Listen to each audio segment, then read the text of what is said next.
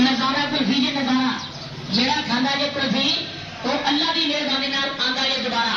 कुल्फी मलाई वाली, पिस्ते वाली, बादाम वाली, इलायची वाली, चीनी वाली, गिरी वाली, सौगी वाली। पिस्ता बादाम पाए ने, पिस्ता बादाम पहलवाना दियां निहारियां दे नाश्ते बादाम पाए ने, बादाम कुल्फी बिकदी जे सुबह शाम।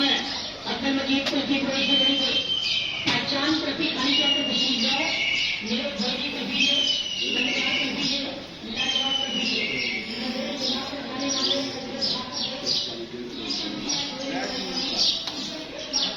रेट भी पता लगा रोड का एडवांटेज, मंडी का एडवांटेज,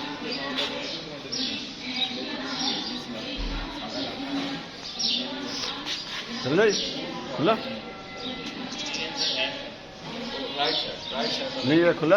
हाँ ये तो खुला है।